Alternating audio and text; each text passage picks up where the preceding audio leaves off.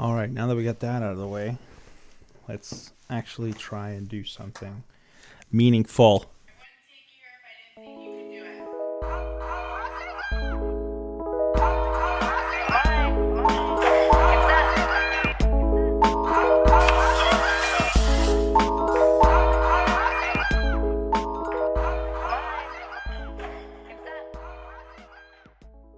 Hello, everybody. Welcome to the first episode of the 1,000 Ways to Say the Same Thing podcast. 1,000 Ways for short. I definitely want to get that going because I don't want to say 1,000 ways to say the same thing every single time. My name is Cesar. I am a competitive Olympic weightlifter. I lift for Sage Bergener. She is my coach, my Sage's gym coach. I've been weightlifting for about 3 years now. I'm 21 years old.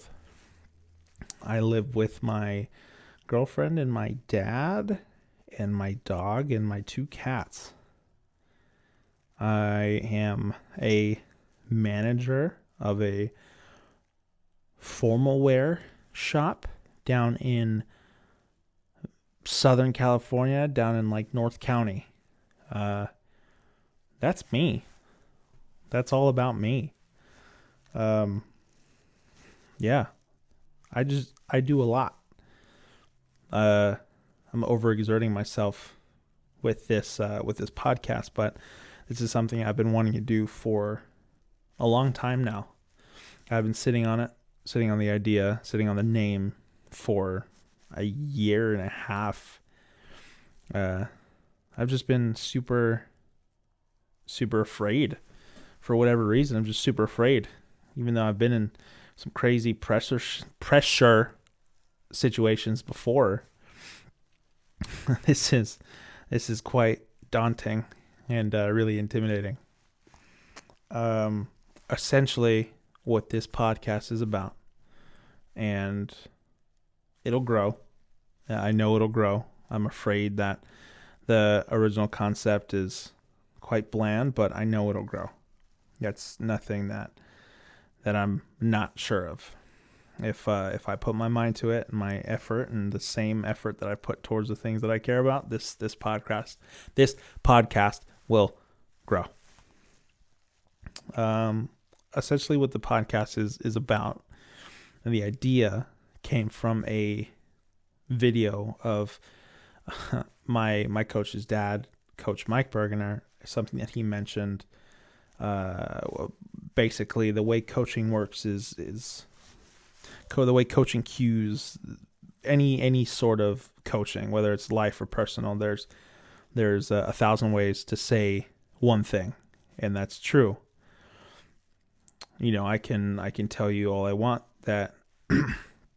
I can tell you all I want that you need to clean your room, but you know, that can come out in different forms. It could be you need to be more organized.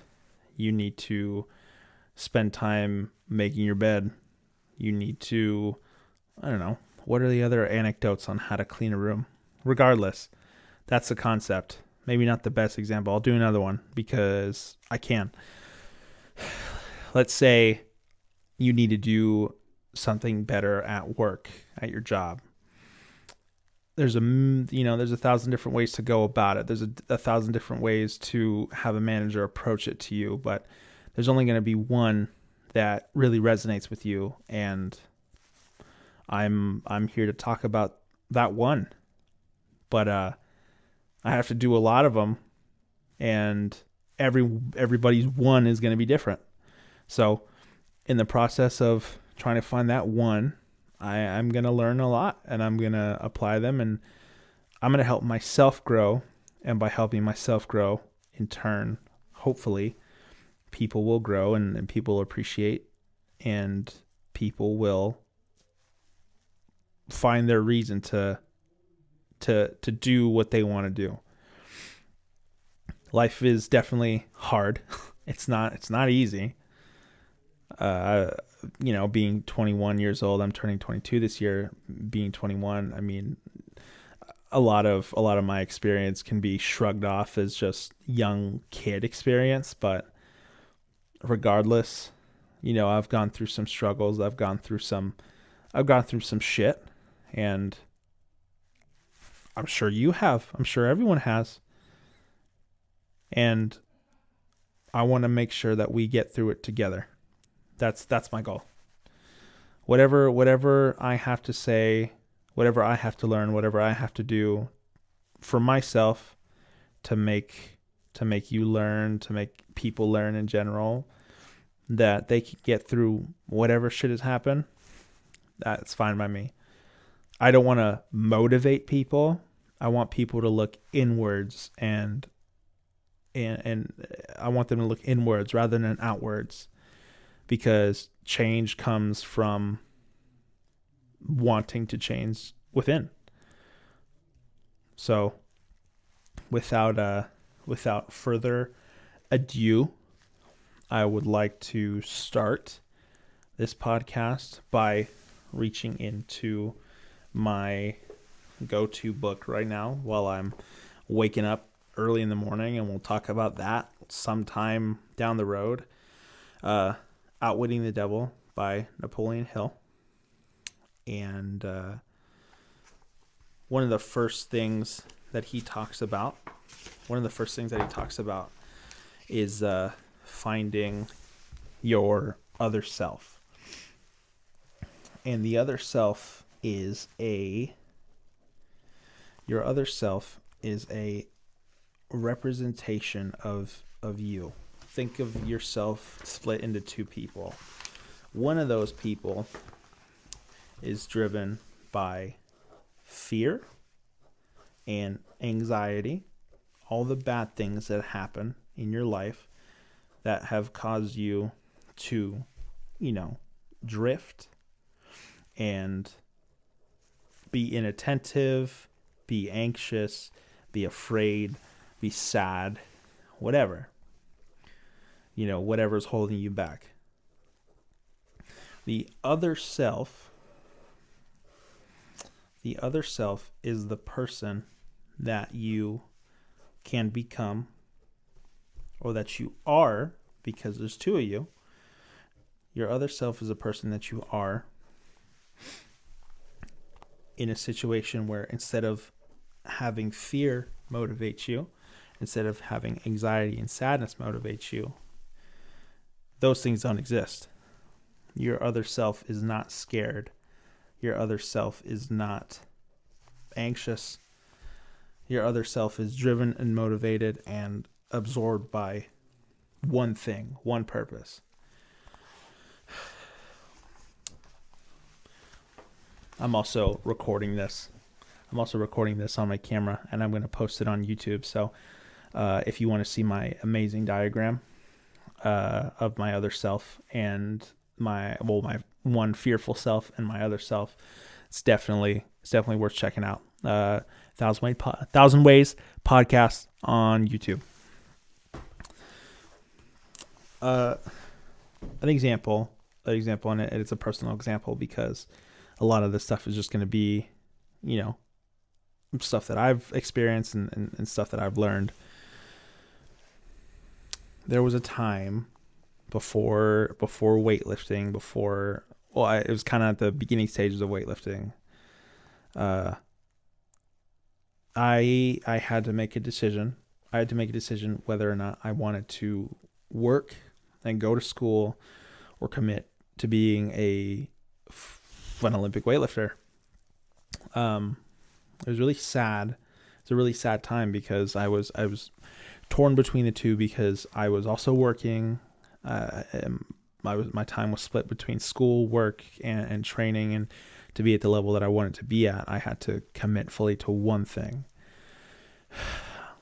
I think it might have been earlier in the week, around a Monday or a Tuesday, when, and I've always struggled with anxiety and depression. I still do to this day.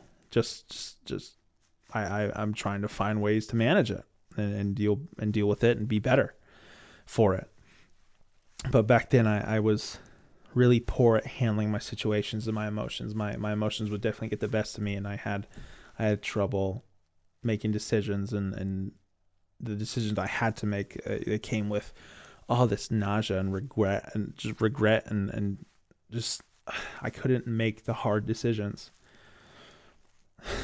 I made a really shit decision by thinking about why I wanted to be an Olympic weightlifter, why I wanted to dedicate myself to being an Olympic champion, a world team member, all that stuff. And it was because of, I mean, it was just because I thought that I can make a career out of it really fast. For some reason, just really fast. And that's not the case. And especially with our sport, my sport, it's really obscure in the United States. It's only coming up, it's on the come up now, and I'm excited to see the change in the tide. But I knew that Olympic weightlifting and that kind of stuff wasn't going to put me on the map to be rich and be successful. And that's what I based my decision off of. It was Monday or Tuesday in the week, and I sat and I let myself talk myself out of trying to be a weightlifter. I said, you're never going to make any money with it. You're not good enough. You're never going to be good enough. You should just stop, just quit. All my fear and anxiety and my self, my one self, my first self was telling me,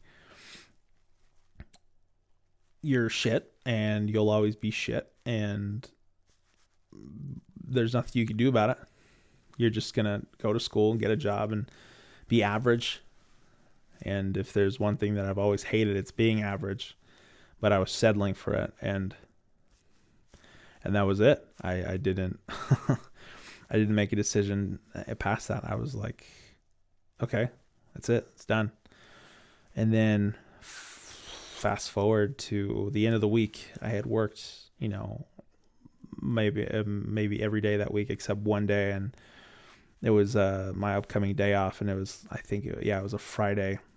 I was on my way home. I was on my way home from work, and I remember driving up, and this, and all this happened. This took place before I met Sage, and I met Coach B, and I met any weightlifting coaches or friends or anything. And it's funny how it works out. But I remember driving back home, and the sun was in my eyes, and I just kept winking, and I couldn't, just squinting my eyes because I couldn't see a fucking thing. And before I knew it, I was squinting so hard that I was crying, and I was like, just thinking to myself, why are you crying? What's wrong? And I knew immediately that it was because of my decision. I had been thinking about it constantly. I mean, there was nothing that could take it off my mind. But I knew that if I had stopped weightlifting that easily, I had only just started. I started training at an EOS Fitness with shitty pound bumper plates and a really terrible platform, and shit bars and old ladies being rackhouse in front of me and fucking doing their Zumba bullshit, and then yelling at me because I'm dropping plates and stuff. Like, I was so in love with the sport and so in love with what I was doing and what I was passionate about at such an amateur, just not even a amateur level, just a basic beginner level. And I was so distraught with the fact that I'd given up so easily, for the fact that I couldn't make a future out of it. A future, decided by money and whatever other prospects. And I drove home, and right next to my house up the road by about a quarter of a mile, there's a Target. And I remember driving into that Target parking lot and sitting in the parking lot and crying, just crying my eyes out because I had given up something that I loved, I was passionate about, and it just hurt. Like, it really hurt whatever I did to myself, whatever I said to myself, just I was a dick to myself, and that's not fun. Um, I ended up watching a couple videos, some YouTube videos. I don't know if on YouTube it's his name is Mateus ZM MATEUSZ and then space M. That dude does some incredible work. I've been watching that stuff since high school. But there's this one. It's I believe it is. It's the one that features Tom Hardy a lot. And it's pretty intense because that's one that I've been constantly watching since it's called Desire. That Desire one. The basic message is you have to go after what it is that you want, what you love, and what you need to do. And the very last question of it is what do you intend to do now? And when you're in that state of mind, you're going to answer that question. Like automatically, you're going to answer that question and know what it is that you have to do. The other video that I watched is it was Arnold Schwarzenegger's. It was it was basically his commencement speech and his rules, and we'll go over those rules because those are always big. But that video, who do you want to be? That one's just as intense. I was crying like a little baby me. But at the end of it, the funniest thing was I was so mad at myself for giving up what I was so in love with so quickly. Because I'd been training for maybe a month or 2 or maybe 3, but it was just, I never experienced something like that before, and I loved it. And I gave up. And after watching those videos, I said to myself out loud, I put it out in the universe, I said, I am going to be an Olympic weightlifter. That is what I'm going to do. I'm going to the Olympics, and I will do whatever it takes. Not steroids. I will do whatever it takes to get there. And I meant it. And that was about 2.5 years ago. And like I said, everything just kind of falls in line. Shortly after that my friend Austin and I met our first weightlifting friend, Chris. And Chris introduced us to... Chris met one of our first coach, and we got introduced, and then our first coach introduced us to Coach B, and then we met Coach B and all the people that go up there on Wednesdays, and then we met Sage, and it's just everything. We'll go in depth on everything, but it's just that with intention and a purpose, things fall in line. Things fall in line with intention and purpose. And when you start believing, you start taking chances on yourself. That's what you got to do. Pretty shortly after that, and it's it still amazes me to this day. After that same day, I went home and I wrote down on my big whiteboard. I wrote down my goals, essentially. And the one that still sticks out is the one where I said that I would compete in 5 weightlifting competitions before I turn 22. And I'm only 21 now, and I'm turning 22 this year. I had no idea how how many competitions you can do in a year. I had no real experience until we got our first coach. And it was pretty cool with what ended up happening. I ended up competing at 1.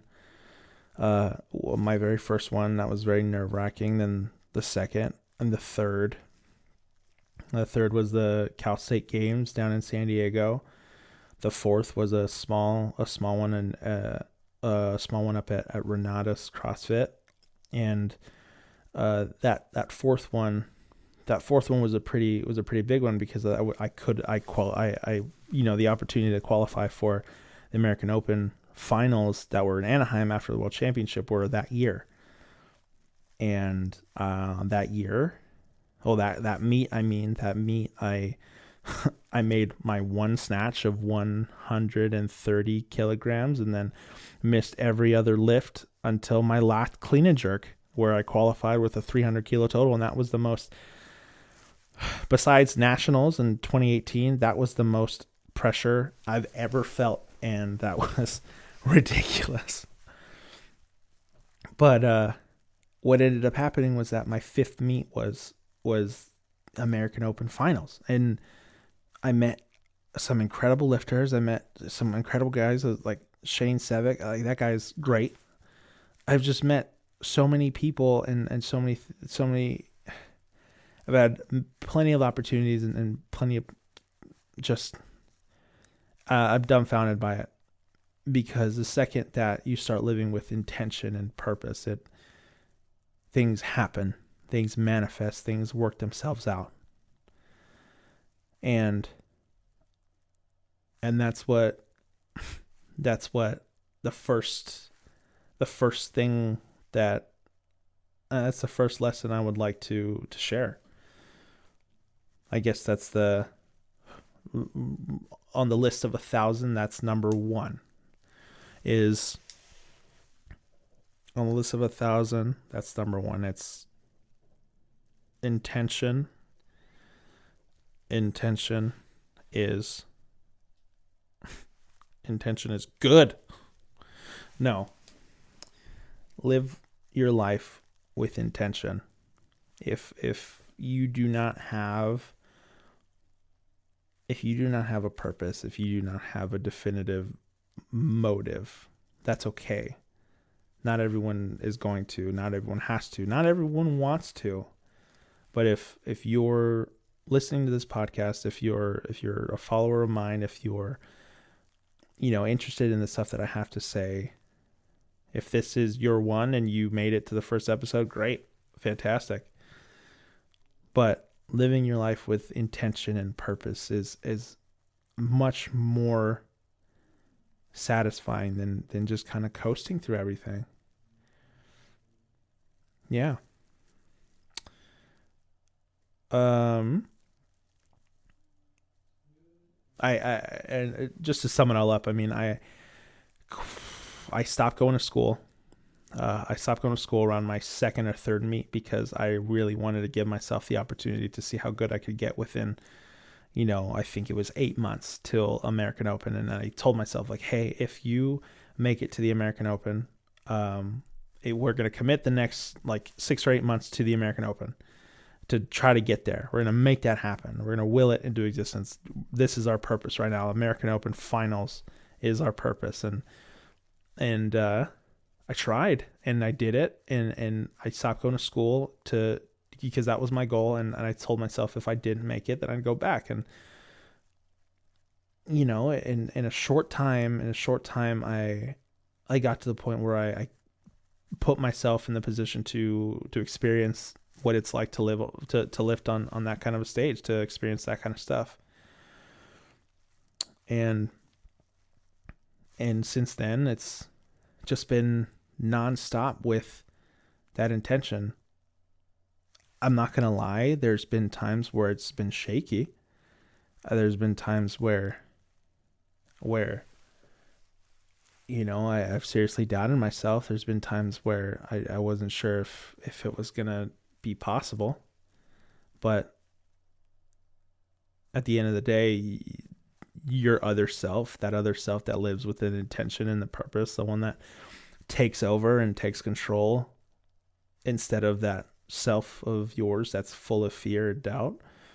When you let your other self take over and guides you in your quest for purpose and sovereignty from fear, then things start happening.